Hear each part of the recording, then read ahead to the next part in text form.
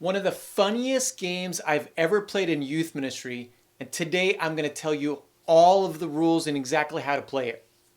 My name is Eric with a K, and I am the host of the Practical Youth Ministries Tips podcast, and I'm so excited that you're here.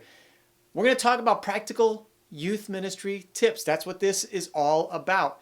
And this episode has a game that I think you are going to love. Now, I originally played a game that I found on Stuff You Can Use website that Kenny and Al Campbell run.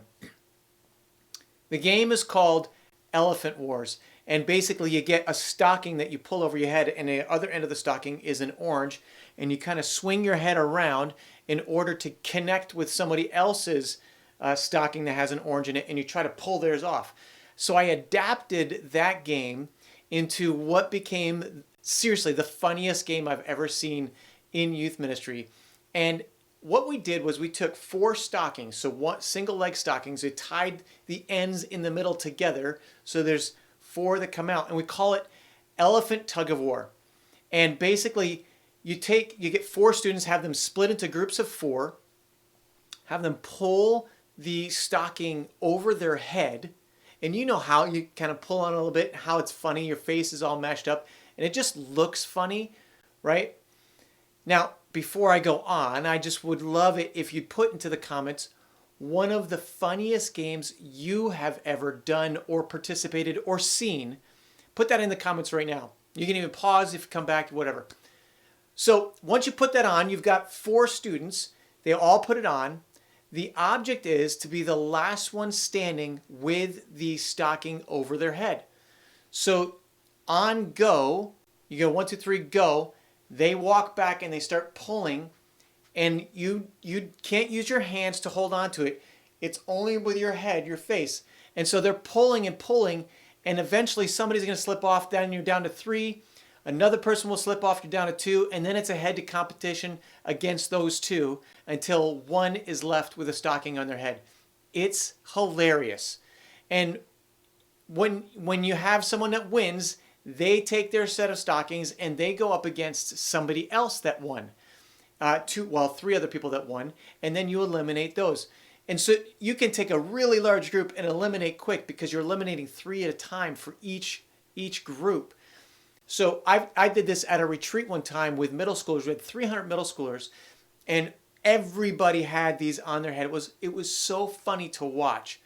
And we spread out throughout the room, and they started going, and quickly they were down. You eliminate 3/4 of the room in one shot, and then you go down to your final 4. Well, I usually bring up the final 8 up on stage for it, and then it goes down to, or the final 12, 16. So that comes down to the final 4, and then they battle it out until there's just one left standing. Now, one of the things I learned to do this game better is, as you do it, and you do it more, you refine some things, is there were students who were turning around and facing away from the other students, and they were able to kind of tuck their head down and pull, and I made a rule that you can't do that. You had to face everybody else. Okay? That way it's fair for everyone.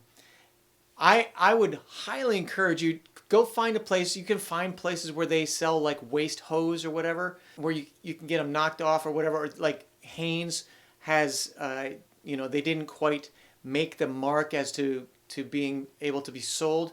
And so they're waist hose. So you can find those places out there and get them cheap. Or if you just have a few, you can do it with, if you just have 4 students, you can do this game, or 3. So obviously you can modify it down to smaller numbers or whatever. But if you have 4 students, you could do best out of 5 or best out of 10. Bring your leaders in, have a competition with the leaders. It's really funny to watch the leaders do this too. And it makes for great pictures and video, as you can see on the screen here. I'm going to let you take a look at an actual video of students doing this. Check this out. Go! No hands, no hands.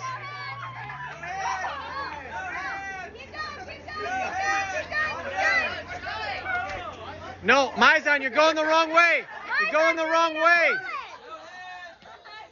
Stop walking toward. So there you go, an example of how this game is done. It's so funny and it's super fun, and obviously very engaging. Now, if you want to learn how to do games in the best way, like you want to be a master game leader, I have created an ebook. It's totally free on games. And the ebook includes the best practice, 15 best practices for running games and making them the best. It gives you some reasons why you should do games in youth ministry. There's a bunch of no prep and low prep games already put together in one place for you. And there's also a free audiobook that goes along with the ebook.